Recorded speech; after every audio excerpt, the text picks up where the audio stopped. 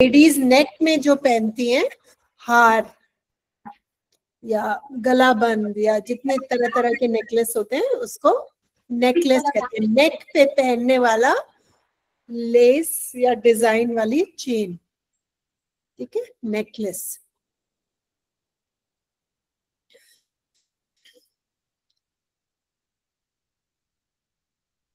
Okay, तो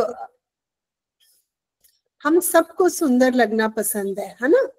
हम सब चाहते हैं हम अच्छे लगे, और कहीं फंक्शन होता है, कोई बर्थडे होता है, कोई शादी होती है, किसी का जन्मदिन होता है, तो हम बहुत अच्छे से तैयार होके जाते हैं, है ना।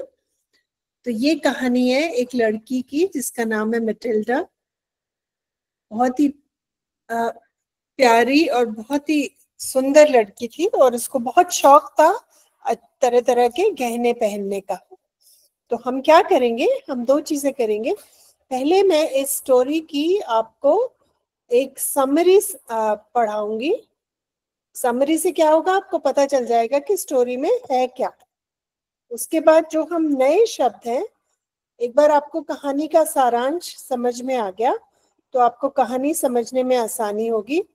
और दूसरी चीज हम क्या करेंगे, इस कहानी में जितने भी नए शब्द हैं हम उनको सीखेंगे, ताकि जब हम कहानी पढ़ें तो हमें वो नए शब्द मुश्किल ना लगे, हमारे समझने में आसान रहे। ठीक है, तो हम शुरू करते हैं सारांश से स्टोरी की। ये कहानी है, ये स्टोरी है आपके बुक में, ठीक है। इसका मैंने एक बहुत छोटा सा एक सारांश निकाला है, निचोड़ निकाला है, जिससे आपको कहानी समझ में आ जाए। Matilda was a very pretty woman who dreamed of living a rich and fancy life. तो मैटिल्डा बहुत सुंदर लड़की थी जिसको अमीर और फैंसी चीजों का शौकीन किस्म की लड़की थी। उसको शौक था अच्छी गहनों का, महंगे कपड़ों का।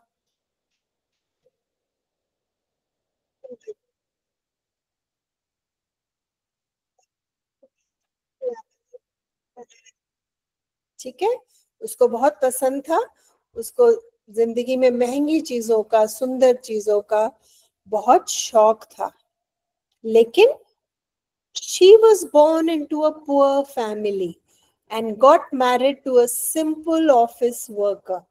लेकिन वो बहुत ही एक गरीब परिवार से थी, और उसकी शादी भी एक बहुत ही साधारण किस्म के ऑफिस जाने वाले एक इंसान के साथ हुई, एक लड़के के साथ हुई। तो she was not happy with her life, क्योंकि उसके सपने बड़े थे, उसके शौक बड़े थे, उसको महंगी चीजें चाहिए थी, उसको सुंदर चीजें चाहिए थी। तो वो शौक वो ना शादी से पहले पूरे कर पाई, ना शादी के बाद। तो इसलिए वो खुश नहीं थी। She felt her house was shabby. उसको लगता था मेरा घर shabby है।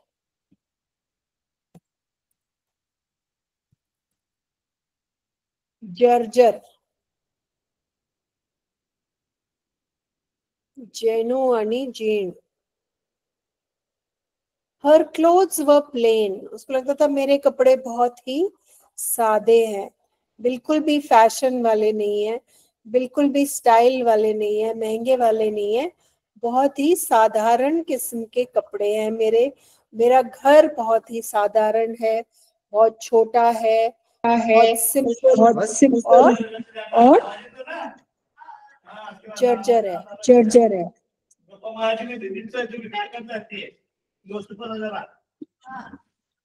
Okay, Okay. ऑलराइट, ठीक है। तो उसको अपनी कोई भी चीज पसंद नहीं आती थी। उसको लगता था मेरा घर तो कुछ ज्यादा ही साधारण है, मेरे कपड़े भी बहुत साधारण है मेरे पास। And she had no nice things like jewels और प्रिटी ड्रेसेस, और उसके पास कोई भी महंगे गहने नहीं थे, महंगे कपड़े नहीं थे। उसको ये चीज बिल्कुल पसंद नहीं थी, उसको ये चीज बहुत खलती थी। She wanted to be admired and feel special.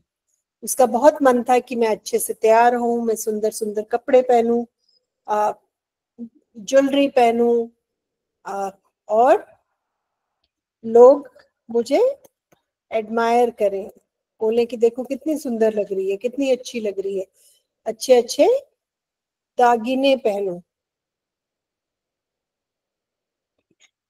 ठीक है। One day her husband brought home an invitation to a grand party. एक दिन उसका पति घर आया और उसने कहा कि हमें एक बहुत बड़े पार्टी का निमंत्रण मिला है। Instead of being happy, Matilda became sad. खुश होने के बजाय उल्टा मटिल्डा दुखी हो गई। उसने कहा मेरे पास तो ऐसे कपड़े ही नहीं है एक बड़ी पार्टी में जाने के लिए, ना मेरे पास गहने हैं, मैं कैसे जाऊंगी, मैं तो वहां पे बहुत गरीब लगूंगी और मुझे बुरा नहीं लगना, मुझे सुंदर लगना है और मैं सुंदर कैसे लगूंगी, मेरे पास तो कुछ है ही नहीं। तो वो बहुत उदास हो गई। She had nothing nice to wear. कहती मेरे पास अच्छे कपड़े ही नहीं है, मैं कैसे जाऊं इतनी बड़ी पार्टी में। Her husband gave her 400 francs, the money he had saved for a gun, so she could buy a beautiful dress. तो उसके पति ने 400 फ्रैंक बचा रखे थे किसी और काम के लिए, उसको एक गन खरीदनी थी। उसने कहा ठीक है मैं वो बाद में ले लूंगा, तुम अच्छी सी कोई सुंदर सी अपने लिए ड्रेस खरीद लो। Even after getting the dress, she was still upset. तो वो जाके अपने लिए ड्रेस तो ले आई, लेकिन फिर भी उसका मुंह लटका हुआ था। क्यों? कहती मेरे पास तो गहने नहीं है इस ड्रेस के साथ पहनने के लिए। She had no jewelry to wear. उसके ड्रेस के साथ पहनने के लिए उसके पास ज्वेलरी नहीं थी।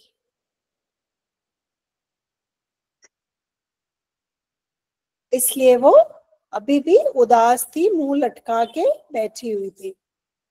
To help her, Matilda went to her rich school friend, Madame Forestier, and borrowed a sparkling diamond necklace.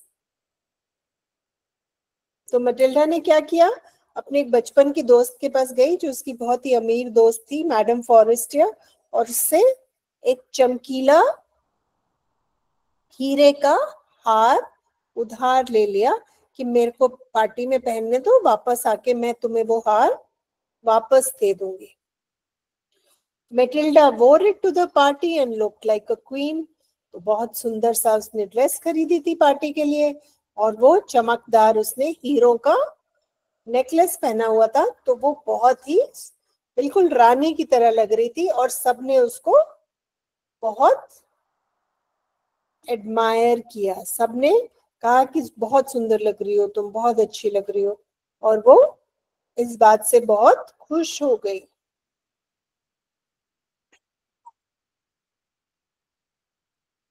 ठीक है।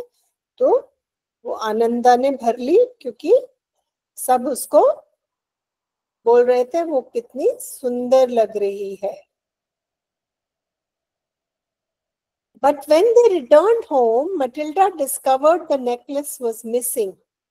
लेकिन जैसे वो घर आए, मेटिल्डा ने ऐसे हाथ लगाया, दोबारा शीशे के सामने खड़ी हुई कि मैं देखती हूँ दोबारा मैं कितनी सुंदर लग रही हूँ और फिर मैं अपना हार उतार दूंगी। तो उसने देखा कि हार तो कहीं गिर गया, हार है ही नहीं।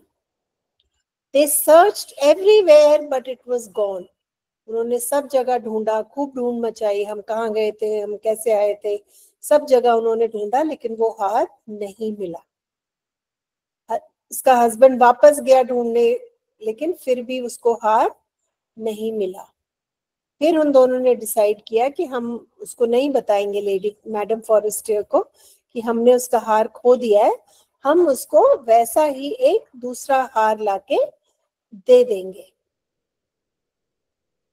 अब वो गए वहां पे, उन्होंने हार देखा तो वो हार बहुत बहुत बहुत महंगा था क्योंकि डायमंड नेकलेस था।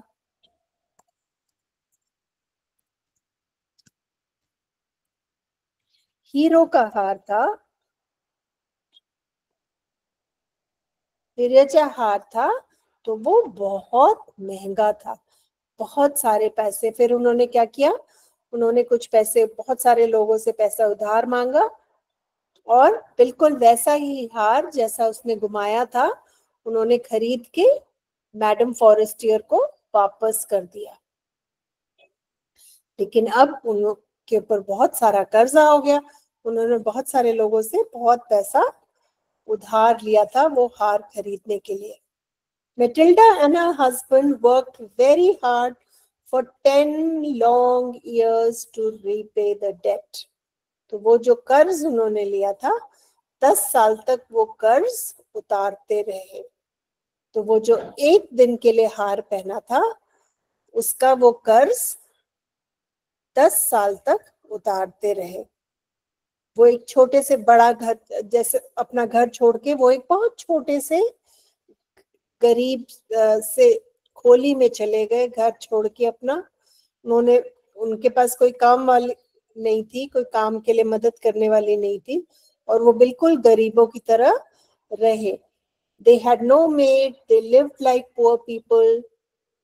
Matilda washed dishes, carried water, bargained in the market, and aged from all the drudgery. इतने कष्ट वाले कामों से मिटिल्डा बूढ़ी हो गई, सारा काम खुद करती थी, उसको कोई मदद नहीं थी, और वो बिल्कुल कष्ट वाली जिंदगी जीते जीते बिल्कुल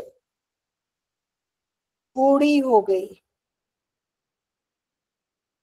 One day, Matilda saw her rich friend in the park. She looked young and beautiful, while Matilda looked old and tired. तो एक दिन मेटिल्डा को वही दोस्त जिससे उसने वो हार उधार लिया था उसको पार्क में दिखी। वो तो सुंदर लग रही थी और ये एकदम से थकी हुई और बूढ़ी लग रही थी उसके सामने।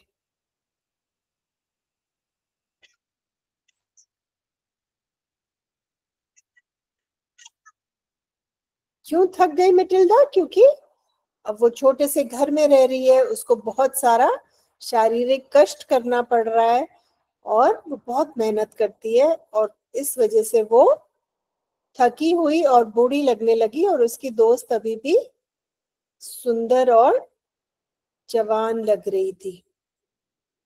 Matilda decided to tell the truth that she had lost the necklace and replaced it. उसको लगा 10 साल हो गए हैं इस बात को, अब तो मैं अपनी सहेली को सच बता सकती हूँ कि मैंने उसका हार गुमा दिया था और वो मैंने इसको दूसरा खरीद के दिया था। To her shock, Madame Forestier told her the necklace she had lent was an imitation and was worth only 500 francs.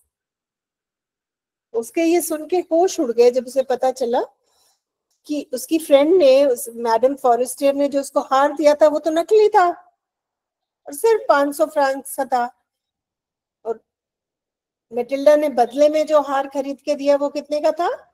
36,000 Franks का। Matilda had worked for 10 years for something that was not even real.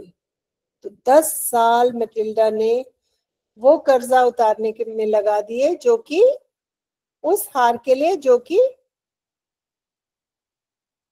असली भी,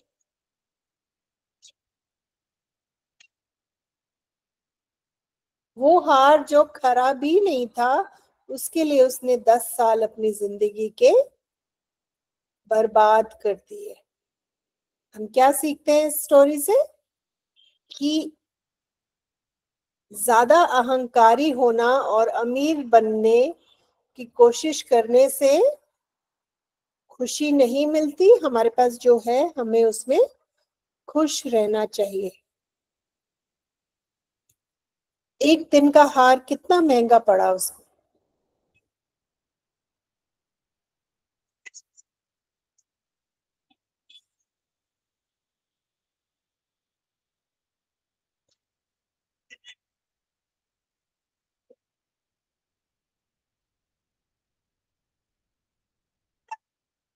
ठीक है, तो इस कहानी से हमें ये सीखने को मिलता है। एक बार ये जो जितने मुश्किल शब्द हैं इस स्टोरी में एक बार देख लेते हैं। अरिस्टोक्रेट,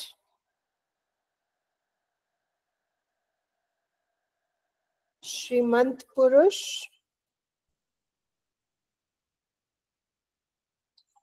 व्यक्ति,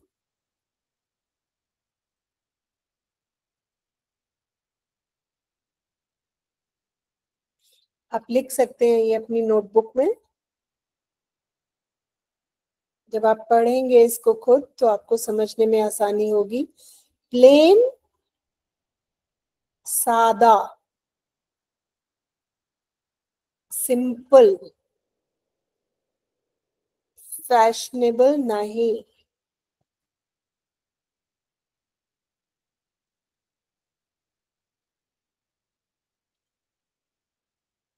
वो बहुत ही सिंपल कपड़े पहनती थी, सादे कपड़े पहनती थी।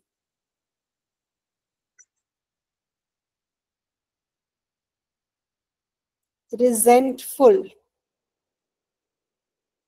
वो अपनी जिंदगी से खुश नहीं थी, उसको महंगी चीजें चाहिए थी, उसको बड़े बड़े शौक पूरे करने थे और वो हमेशा इस बात से नाराज रहती थी।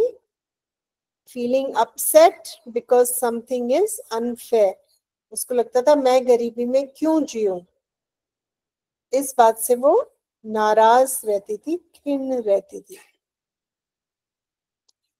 शैबी, शैबी मतलब पुराना, टूटा फूटा।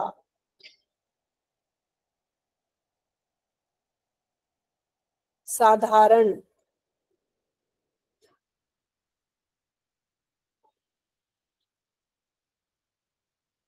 रैप्चरसली मतलब बहुत ही खुशी होना किसी चीज की।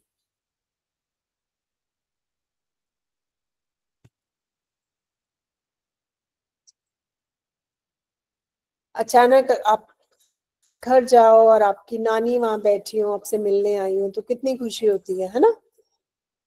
तो रैप्चरसली किसी चीज से बहुत खुशी मिलना।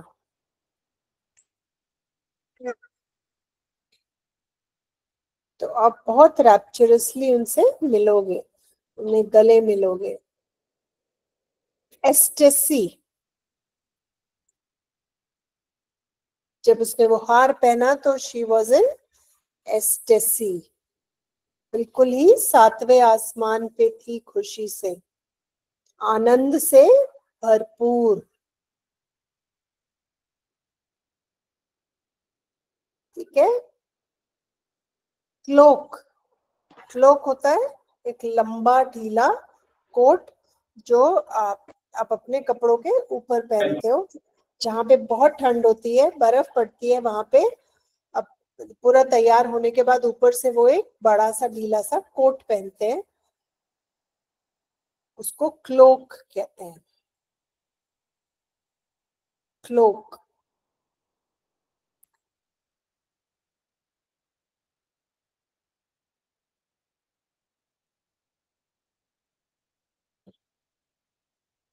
इसको क्लोक कहते हैं। ये एक लंबा सा ढीला सा कोट जो अपने कपड़ों के ऊपर आप पहनते हो। ठीक है, इसको कहते हैं क्लोक।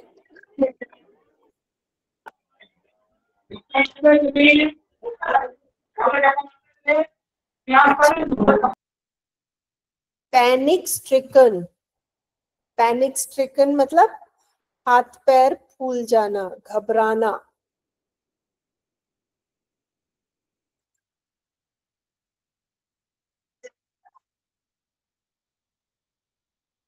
जब नेकलेस, इसने देखा कि नेकलेस गिर गई, कहीं गुम गई, तो वो पैनिक स्ट्रक हो गई। She was panic stricken when she lost the necklace.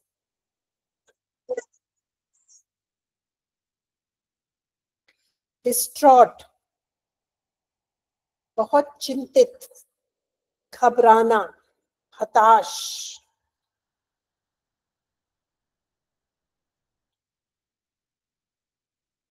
उसका पति भी बहुत घबरा गया जब उसने देखा कि हमने इतना महंगा कुछ खो दिया है, कि इतना महंगा वो नेकलेस हमसे गुम गया है। इमिटेशन, नकली। आप देखते हो ना शादियों में, ब्याह शादियों में लोग असली गहने पहनने के बजाय नकली गहने पहनते हैं, उसको कहते हैं इमिटेशन। वो क्योंकि वो इतना महंगा नहीं होता और वो गुम जाए तो हमें दुख नहीं होता, तो इसलिए लोग इमिटेशन ज्वेलरी बोलते हैं इसको, इमिटेशन ज्वेलरी।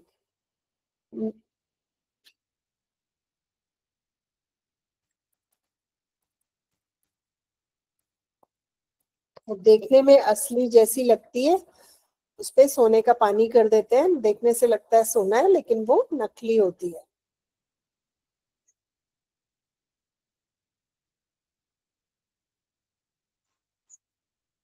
ठीक है। द नेकलेस शी वोर वॉज एन इमिटेशन। वो असली नहीं थी, रियल नहीं थी, इमिटेशन थी, नकली थी। Garrett, a small poor room at the top. छत पे एक छोटा सा कमरा बना देते हैं ऊपर, वो टीन वीन डाल के, उसको कहते हैं गैरेट। तो वो जो जिस छोटे से सिंपल से घर में रहते थे वो भी उन्हें छोड़ना पड़ा, और वो एक बहुत ही गरीब सी खोली में जाके रहने लगे, क्योंकि उनके पास अब छोटे से घर के भी पैसे नहीं थे। ड्रजरी, ड्रजरी मतलब कष्ट, शरीर को कष्ट देने वाले काम।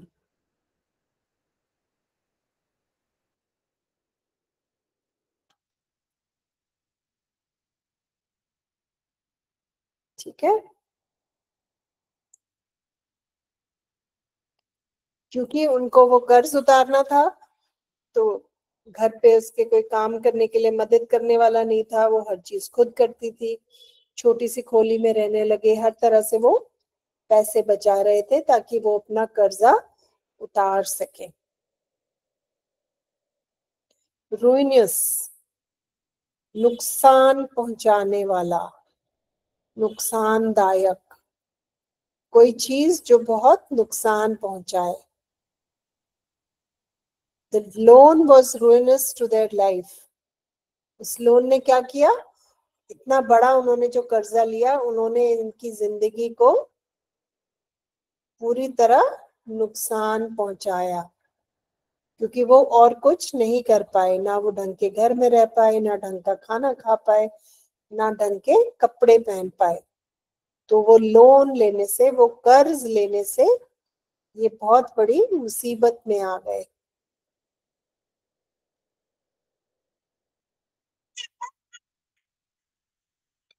तो विनाशकारी, रुइनस मतलब विनाशकारी, जो उन्होंने कर्जा लिया था वो उनके लिए विनाशकारी साबित हुआ।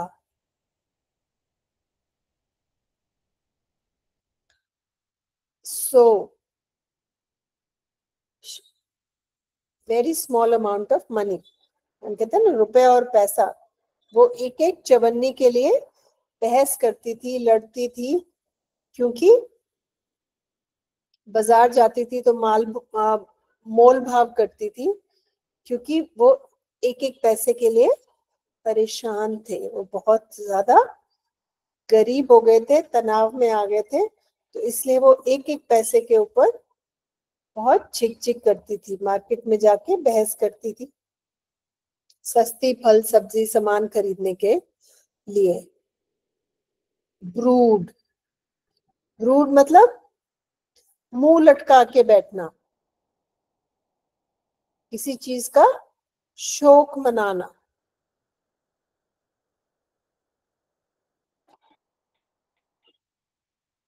She brooded over her past mistake. उसने अपनी गलती का शोक मनाया, लेकिन अब कुछ नहीं कर सकते आप, है ना। अब तो गलती हो गई, अब पीछे जाके थोड़ी उसको ठीक कर सकते हो। She brooded over her past mistake.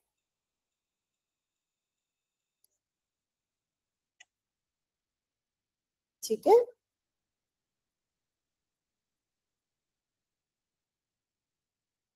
आपके बुक के एंड में जब आप ये कहानी पढ़ेंगे, हमने डिफिकल्ट वर्ड्स कर लिए हैं, जो मुश्किल शब्द थे। ठीक है।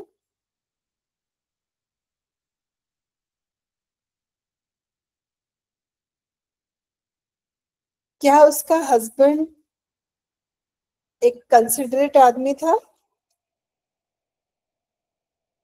क्या विचारशील व्यक्ति था? हाँ, क्योंकि जब उसने देखा कि उसकी वाइफ को उसका ज्वेलरी पहनने का मन है, तो उसने जो पैसे बचाए हुए थे वो उसको दे दिए। और जब उसने इतना बड़ा नुकसान कर दिया, उसने जब वो नेकलेस घुमा दी, तो उसने उसका पूरा साथ दिया और मिलके वो दूसरा हार खरीद के दिया, और फिर मिलके दोनों ने वो कर्जा उतारा, है ना। ये क्वेश्चंस हैं आपकी बुक के एंड में। Read each of these sentences aloud. Who said this to whom? किसने किसको कहा? Look, here's something for you.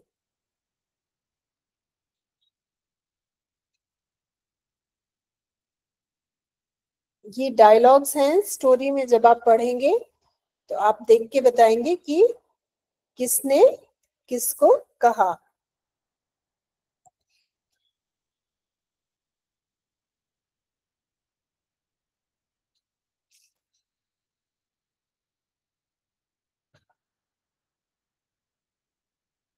कुछ लाइंस आप मैटिल्डा के बारे में लिखेंगे कि उसका क्या क्या उसके पास था और क्या उसको जिंदगी में चाहिए था। और जब उसने वो सब भी खो दिया, तब उसको रियलाइज होता है, तब उसको समझ में आता है कि मेरे पास जो था वो भी मेरे लिए बहुत था। जब उसने वो सब खो दिया, पहले उसको वो घर भी सिंपल लगता था, उसको अपने कपड़े भी पसंद नहीं आते थे, अपने घर में कुछ नहीं अच्छा लगता था।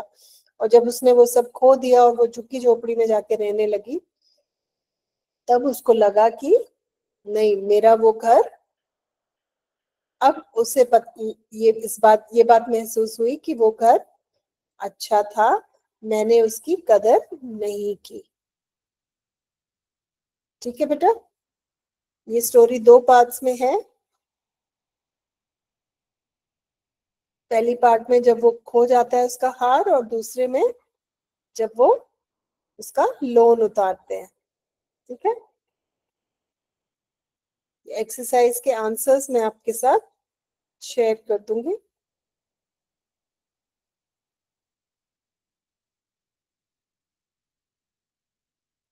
ओके, क्लास खत्म करते हैं बेटा।